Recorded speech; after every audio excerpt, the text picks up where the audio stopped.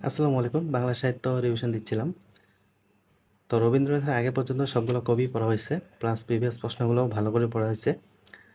তো রবীন্দ্রনাথের পরে কাজী নজরুল পর্যন্ত যে মাঝখানে যে কবিগুলো আছে এইগুলোও পড়া হয়েছিল। তো রবীন্দ্রনাথ এবং কাজী নজরুল যেহেতু বড় কবি ছিল আর অনেক বেশি পড়াশোনা অলরেডি হয়ে গেছিলো, এই জন্য আর ওইগুলা শুরু করিনি। তো আজকে শুরু করছিলাম ফ্রেশ মাইন্ডে রবীন্দ্রনাথ থেকে, রবীন্দ্রনাথ এবং কাজী নজরুল এই দুইটা পড়তে আসলে প্রচুর সময় লাগে। এখন রবীন্দ্রনাথের থেকে কাজী নজরুলের একটু গুরুত্ব বেশি। তো তারপর রবীন্দ্রনাথ কাজী নজরুল মোটামুটি ভালোভাবে পড়ার চেষ্টা করছি। তারপরে আল মাহমুদ, আবুল ফজল এই টাইপের কবিগুলা, ফররুখ আহমদ, সেলিম আল দীন এই টাইপের কবিগুলোরও এখন মোটামুটি গুরুত্ব বেশি। এই জন্য এইগুলা কবিও এখন ভালো করে পড়ার চেষ্টা করছি।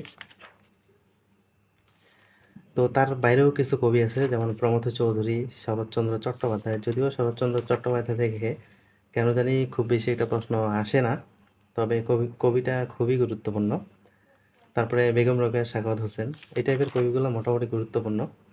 বিসিএস ছাড়াও অন্যান্য চাকরির পরীক্ষাতে কিন্তু শরৎচন্দ্র প্রচুর পরিমাণে প্রশ্ন আসে। ডক্টর মোহাম্মদ শহীদুল্লাহ বিসিএসের জন্য গুরুত্বপূর্ণ। তারপরে বিভূতিভূষণ বন্দ্যোপাধ্যায় এই টাইপের যতগুলো কবি আছে যেগুলো একটু ফেমাস টাইপের, ওইগুলো একটু বেশি করে পড়ার চেষ্টা করছি। তারপরে কাজী নজরুল ইসলাম, এখন খুবই গুরুত্বপূর্ণ কবি কাজী নজরুল ইসলাম। তো কাজী নজরুল ইসলাম পড়ার পরে এদিকে আরও কিছু কবি পড়ছি। এখনও বাংলা সাহিত্য পড়াটা শেষ হয়নি, আরও কিছু কবি বাকি আছে। শুক্রবার পর্যন্ত দুই একটা করে কবি পড়লে যে কয়েকটা আছে ওই কয়েকটাও শেষ হয়ে যাবে। তো আজকে বাংলা সাহিত্য এ পর্যন্তই। যে কয়েকটা কবি আছে আর মাত্র অল্প একটা কবি আছে, কারণ সবগুলাই শেষ করা যায়নি। এই কয়েকটা শুক্রবার আস্তে আস্তে অবসর সময়ে দুই একটা করে কবি দেখে নিয়ে শেষ করে নেব পুরা সাহিত্য পাঠটাই। আন্তর্জাতিক থেকে মহাদেশ ও আন্তঃমহাদেশীয় রাষ্ট্র এই পড়াটা আজকে পড়লাম। এখানে যতগুলো দেশ ছিল প্রতিটা মহাদেশ থেকে আজকে শুধু এমসিকিউগুলো পড়ছি, বই থেকে পড়ার একটা সময় পাইনি, কারণ দিনের বেলা একদমই পড়াশোনা করতে পারিনি, শুধু রাতের বেলা পড়ছি। তো যতগুলো এখানে মহাদেশ ছিল সবগুলো মহাদেশেই আজকে পড়ে নিয়েছি। তো প্রথম অধ্যায়ের বলতে গেলে এমসিকিউ মোটামুটি সবই শেষ, এখন শুধু কয়েকটা দেশ বিস্তারিত পড়া বাকি বই থেকে। ক্র্যাক প্রিভিয়াস এমসিকিউ থেকে সবগুলা প্রিভিয়াস পড়া হলো। আজকে আন্তর্জাতিক বলতে গেলে মোটামুটি সব শেষ, প্রথম অধ্যায় থেকে চতুর্থ অধ্যায় পর্যন্ত।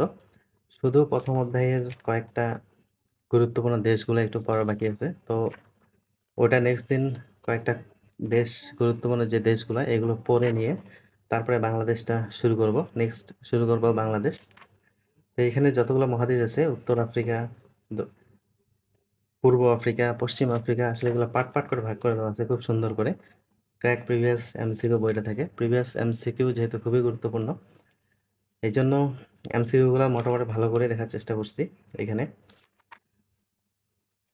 তো একদিনে মোটামুটি সবগুলো মহাদেশের প্রশ্নগুলো দেখা যাচ্ছে, যেহেতু যেহেতু কিছু কিছু পড়া ছিল, ধারণা ছিল, এই জন্য এমসিকিউগুলো পড়তে মোটামুটি ভালো লাগছে। তো যেগুলোতে একটু মনে হয়েছিল যে আবার নেক্সটে ভালো করে পড়া দরকার, ওইগুলোতে প্রতিটাতে দাগ দিয়ে রাখছি, গোল দাগ দিয়ে রাখছি। তো আজকে আন্তর্জাতিক মোটামুটি এতটুকুই পড়ছি।